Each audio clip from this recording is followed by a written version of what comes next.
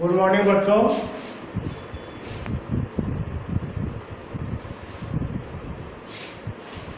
देखो बच्चों, हमने हमारे जो प्रश्नावली चल रही थी आंकड़ों का प्रबंधन, आंकड़ों के प्रबंधन में आपने पाई चार्ट और दंडारे खींचने सीखे थे। और इसमें एक नई चीज आपके आई है प्रायिकता। ये प्रायिकता आप लोगों को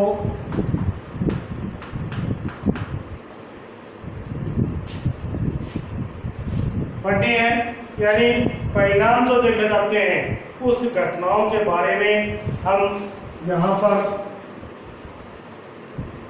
जानकारी प्राप्त करेंगे। आंकड़ों के प्रबंधन का ये पार्ट है प्रायिकता। समझ आ रही है बात? यानी आंकड़ों का जो प्रबंधन है उसमें से ही अब ये किस प्रकार से याद किए जाते हैं। देखो, इसका सबसे पहले तो आप एक सूत्र लिखोगे प्रायिकता, यानी पीई। प्रायिकता की घटना याद करने का सूत्र होता है प्रेक्षणों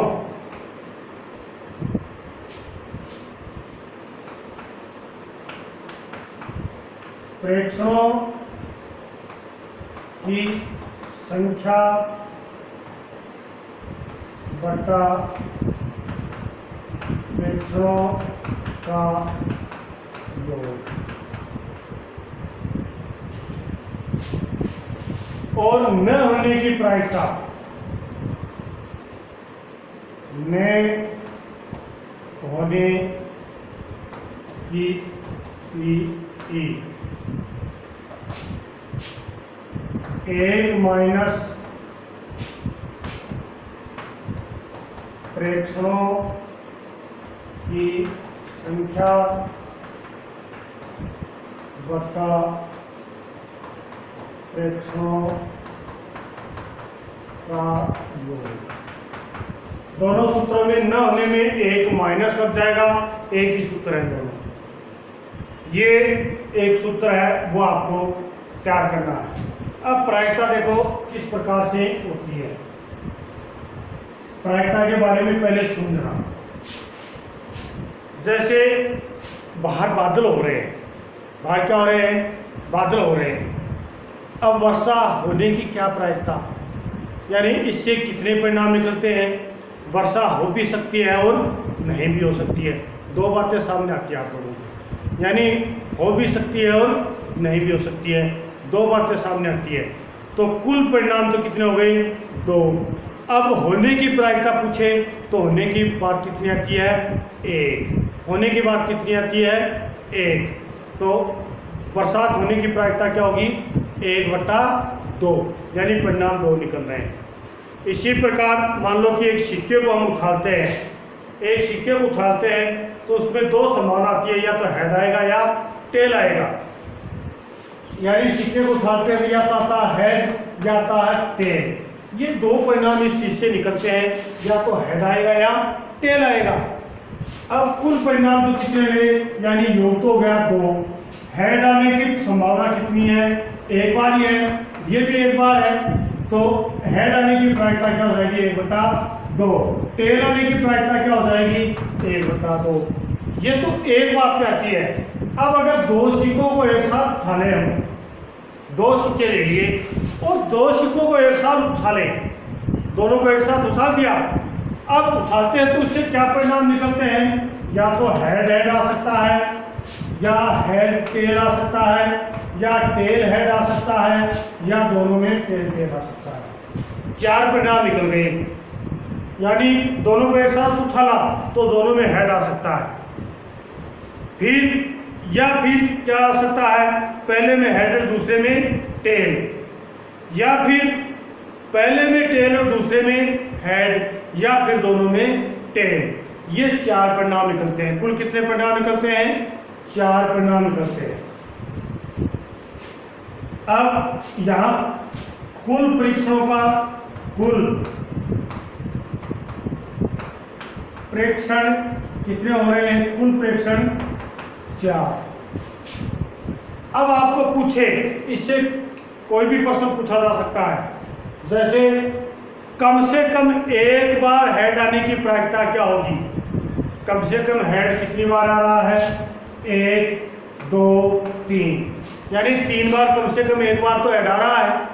तो हेड का कम से कम यहाँ प्रश्न आपके कम से कम एक बार हेड आने का नाम है तो कितना आ जाएगा? 3, यानी प्रेक्षणों की संख्या कितनी हो गई? 3। कुल योग कितना है? 4। तो क्या जाएगा? 3/4। क्या जाएगा? 3/4। आपको ये पूछ लिया कि क्यों दोनों में हेड आने की क्या प्रायिकता है? तो दोनों में हेड कितनी बार आ सकता है? एक बार। हेड दोनों में कितनी बार आ सकता है? एक बार। तो 1/4, ये 4 तो हर में बट्टा में नीचे ये आएंगे। प्रश्न जो भी पूछे वो ऊपर आ जाएगा, लेकिन योग वाले में यही 4 आएंगे। हर बार आप कितनी बार भी निकालोगे उतनी बार यही 4 आपको दर्शाने हैं।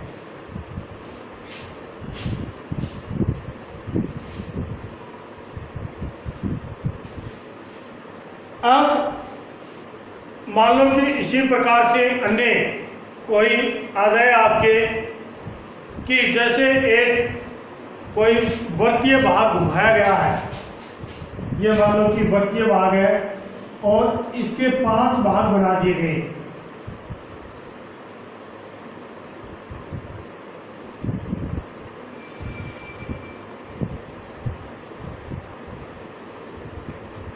और इन 5 भाग में A B C और D इस प्रकार से लिखा है। और इसके जिस प्रकार से देखो आप मेले में जाते हो, गेम देखते हो कि एक उसको दबाते ही उसके ऊपर गोली घूमती है, इसके ऊपर मान लो कि गोली घूमती है छोटी सी और वो एक के ऊपर रुकती है। तो मान लो किसी पर यहाँ अब कुल परिणाम कितने हैं? 1 2 3 4 5, कितने परिणाम है? 5। तो कुल प्रेक्षण कितने हैं? प्रेक्षण है 5। अब आपको पूछ लिया जाए ए आने की क्या प्रायिकता है कि वो ए आए, तो उसकी क्या प्रायिकता है कि वो जीतने के लिए मान लो कि ए आ जाए उसके, तो ए पर उसने पैसे लगाए कि ए पर आते ही मैं जीत जाऊंगा, तो जीतने की प्रायिकता क्या होगी? अब ए कितनी बार आ रहा है? 2 बार आ रहा है। तो ए की संख्या बराबर कितनी है? 2। ए की संख्या बराबर कितनी है? 2 है। तो अब ए आने की प्रायिकता क्या हो जाएगी? ए आने की प्रायिकता बराबर 2/5। बी आने की प्रायिकता क्या होगी? बी कितनी बार है? सिर्फ एक बार है। तो क्या जाएगा? 1/5। समझ आ गई बात? इस प्रकार से इनको हम ज्ञात करते हैं। अब मान लो पासे से संबंधित आ जाए, एक पासा है, पासा होता है, पासा जानते हो जो आप लूडो खेलते हो ना, लूडो, और लूडो में जो वो गोटी होती है वो क्या होता है? पासा होता है। उसी प्रकार का होता है, उसको फेंकते हैं पासे को, तो उसके ऊपर देखो एक तरफ तो केवल आपके लूडो में होती है वो एक बिंदी, एक तरफ होती है 2 बिंदी, फिर एक तरफ होती है 3 बिंदी, एक तरफ होती है 4 बिंदी, एक तरफ होती है 5 बिंदी, एक तरफ होती है 6 बिंदी। संख्या इतनी होती है ऊपर, यानी एक बिंदी है उसके ऊपर हम संख्या लिख देते हैं 1, 2 बिंदी है उसके 2, 3 बिंदी है उसके 3, 4 बिंदी है 4, 5 और 6। ये संख्या होती है, ये होती है ना संख्या यही होती है। अब ये संख्या होती है, इससे कई प्रश्न पूछे जा सकते हैं। अब प्रश्न पूछ लिया, ये तो पासे के ऊपर लिखे हुए हैं, प्रश्न पूछ लिया कि एक पासे को एक बार फेंका जाता है तो क्या प्रायिकता है कि वो संख्या सम संख्या आई। अब सम संख्या यहाँ पर कौन कौन सी है? 2 है, 4 है, 6। कुल परिणाम कितने हैं? कुल प्रेक्षण बराबर 6, यानी 1 2 3 4 5 6 परिणाम निकलते हैं। कुल प्रेक्षण का मतलब कुल परिणाम कितने निकल रहे हैं, तो कितने निकल रहे हैं? यहाँ पर 6 परिणाम निकल रहे हैं। तो यहाँ पर कुल प्रेक्षण हो गए 6।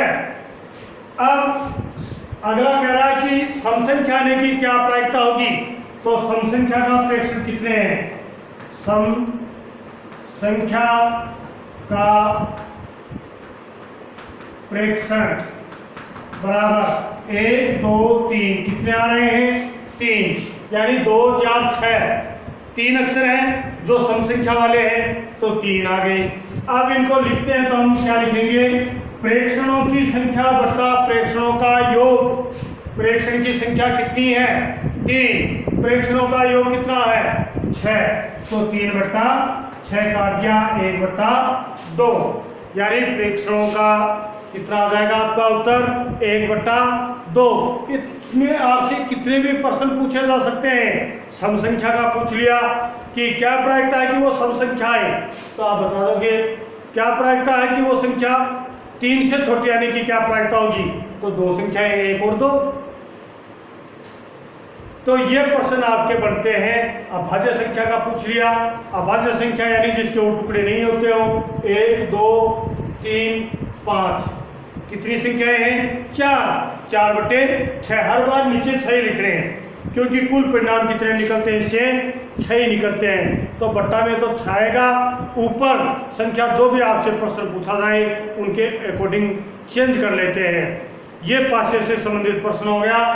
इसी प्रकार एक ताश की गड्डी से हम निकालते हैं। ताश की गड्डी देखी हुई है, जो आप पत्ती खेलते हो, पत्ती, उसके बारे में बात हो रही है। पहले तो उसके बारे में थोड़ा गहन कर लो।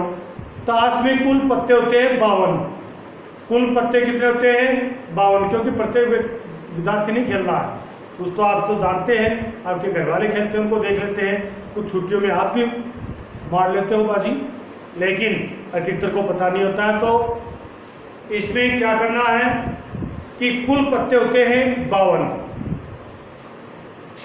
तो कुल प्रेक्षण तो कितने हो गए? इसमें कुल पत्ते बराबर 52। अब देखो इसमें 4 कलर होते हैं बेटा जी। एक तो उक्कम होता है, एक होता है पान होता है, एक चीड़ी होता है, एक ईंट होता है। कितने पत्ते होते हैं? 4 पत्ते। 4 प्रकार के कलर होते हैं। हुक्म जो ब्लैक कलर का होता है, पान जो लाल कलर का होता है, चीड़ी ब्लैक कलर की होती है, ईंट रेड कलर की, लाल कलर की। चारों के ही 13 पत्ते होते हैं। कितने पत्ते होते हैं? 13 पत्ते होते हैं। हर कलर के 13 पत्ते होते हैं। हुक्म के भी 13 पत्ते हैं, और 13 पत्ते ही पान के हैं, 13 पत्ते ही चीड़ी के हैं, और 13 पत्ते ही ईंट के हैं। तो कहने का मतलब अब इससे तात्पर्य निकला कि 26 पत्ते, 13 26 तो लाल है, 26 ही क्या है? काले हैं, ब्लैक हैं। ये आपके कलर्स हो गए। अब देखो इसमें पत्ते कौन कौन से होते हैं? इसमें होते हैं, हर कलर में एक बादशाह होता है, एक बेगम होती है, एक गुलाम होता है, हर कलर में होता है। यानी 4 बादशाह हो गए पूरे ताश की गड्डी में, 4 बेगम हो गई, 4 गुलाम हो गए, 4 10, 4 9, 4 8, 4 7, 4 5 6, 4 5, 4 4, 4 3, 4 ही दुग्गी है और 4 ही एके हैं। एक होता है उसको एक्का कहते हैं, 2 होता है उसको दुग्गी कहते हैं, 3 होता है उसको तिग्गी कहते हैं, 4 होता है उसको चौकी कहते हैं, 5 को पंजी, चट्ठी, सत्ती, अट्ठी, नैला, दैला, ये इनका नाम, इस प्रकार से इनको पुकारा जाता है। अब प्रश्न इसमें 4 बादशाह हो गए, 2 लाल हैं, 2 ब्लैक है, प्रत्येक कलर का एक एक है। रह जाएगी बात याद। अब इससे कोई भी पत्ता आपसे निकलाए, यानी ताश की गड्डी है उसको पीसा और यथासथ एक पत्ता निकाल लिया, यथासथ को मतलब बिना देखे हमने एक पत्ता निकाल लिया, तो क्या प्रायिकता है कि वो लाल बादशाह है। लाल बादशाह कितने हैं? 2 बट्टे कुल पत्ते कितने हैं? 52, यानी 2/52। कुल पत्ते कितने हैं? 52। तो क्या कर देंगे? 2/52 काट दिया तो कितना आ गया? 1/26। पान का बादशाह यानी कि क्या प्रायिकता है? पान के बादशाह कितने हैं? 1/52। हुक्म का पत्ता आने की क्या प्रायिकता है? हुक्म के पत्ते कितने हैं टोटल? 13/52 काट दिया 1/26। लाल पत्ता आने की क्या प्रायिकता है? लाल पत्ते कुल कितने हैं? 26। टोटल पत्ते कितने हैं? 52। 26/52 काट दिया 1/2। ये इस प्रकार से बेटा जी निकालना। एक इक्का आने की क्या प्रायिकता? इक्का कितने हैं कुल? 4/52 1/13। ये आपके इस प्रकार से करने हैं। अब देखो कि किताब से बताता हूँ। पहला तो एक सवाल तो करा दिया है, 2 सिक्कों को एक साथ उछालना, यह भी आपको परिणाम बता दिया है। जब एक पासे को फेंका जाता तो निम्नलिखित घटनाएं प्राप्त होती हैं, यानी एक पासे को फेंका जाता तो पासे वाली बात आ गई। पासे को फेंकते हैं तो कुल परिणाम कितने हैं उसके? कुल प्रेक्षण बराबर 6। 1 2 3 4 5 6 ये लिखा होता है पासे के ऊपर, यानी एक तरफ 1 बिंदी, 2 बिंदी, 3 बिंदी, 4 बिंदी, 5 बिंदी, 6 बिंदी, ये बिंदी लिखी हुई है। ये गोटी आपको बताई थी कि उसके ऊपर होता है उसका जैसा ही पासा है। अब इसमें प्रश्न पूछ लिया कि एक भाज्य संख्या कौन कौन सी है? 1 है, 2 है, 3 है और 5 है। कितनी है टोटल? अभाज्य संख्या, अभाज्य बराबर 4 संख्या। अब पी ई का सूत्र प्रेक्षणों की संख्या बटा प्रेक्षणों का योग। सूत्र आपको लिखा है मैंने, प्रेक्षणों की संख्या बटा प्रेक्षणों का योग। प्रेक्षणों की संख्या कितनी है? 4। प्रेक्षणों का योग कितना है? 6। काट दिया इसको 2/3, यानी 2/3। अभाज्य संख्या का क्या आता है? 2/3। अगला है एक अभाज्य संख्या नहीं। अभाज्य संख्या नहीं का आपको सूत्र लिखा हुआ है 1 - 4/6 बटा लगा दिया, 6 लघुत्तम आ गए, 6 - 4 बराबर 2/6 काट दिया 1/3। उत्तर क्या आ गया? 1/3।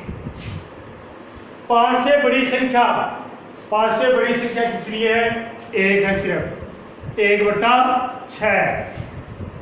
5 से बड़ी संख्या नहीं, तो 1 - 1/6 लघुत्तम आ गए 6, 6 - 1 बराबर 5/6। ये इस प्रकार से हम इसको कर लेंगे। समझ आया? ये प्रायिकता का ये प्रश्न था। अगला क्वेश्चन है,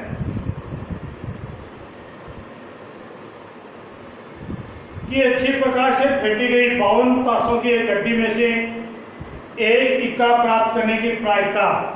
इक्के कितने हैं टोटल इक्के कितने हैं?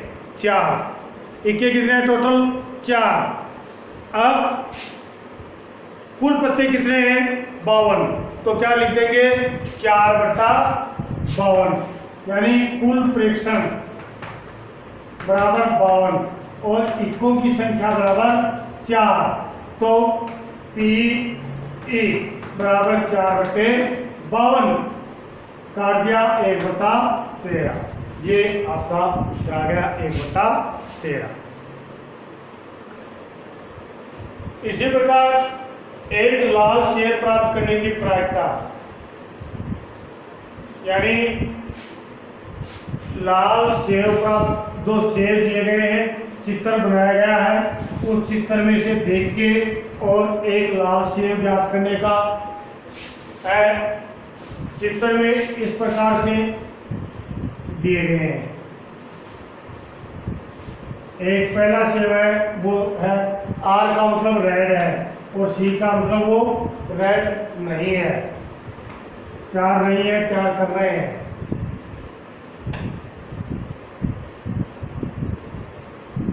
चीनी ये जी है यानी ग्रीन है। ये आपके 7 सेव पड़े हैं। इन 7 सेव में रेड आने की प्रायिकता यानी कुल प्रेक्षण तो कितने हैं? कुल प्रेक्षण बराबर कितने हैं? 7। अब रेड की कितनी है? रेड 1 2 3 4 तो 4 है। प्रायिकता क्या होगी? 4/7 यानी रेड आने की प्रायिकता क्या है? बिना देखे टोकरे में से एक सेव निकालते हैं 7 में से, तो लाल आने की प्रायिकता क्या होती है? 4/7। अब इसी प्रकार कह रहा है कि 10 पृथक पर्चियों पर 1 से 10 लिखा गया, यानी 10 पर्ची भर की गई है क्लास में और उसके ऊपर 1 से लेकर 10 तक की संख्या लिख दी। 1 से लेकर 10 तक की पर्चियों पर संख्या लिख दी, तो संख्या ही 1 2 3 4 5 6 7 8 9 और 10 तक संख्या लिख दी।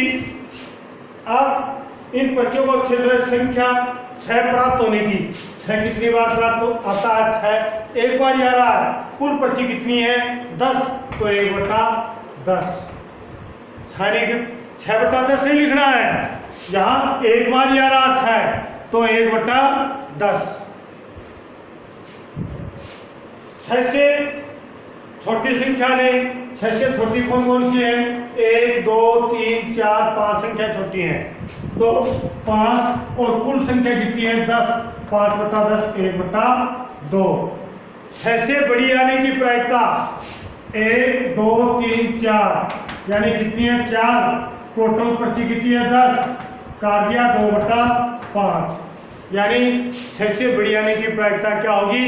2/5 और 6 से छोटी आने की प्रायिकता क्या होगी?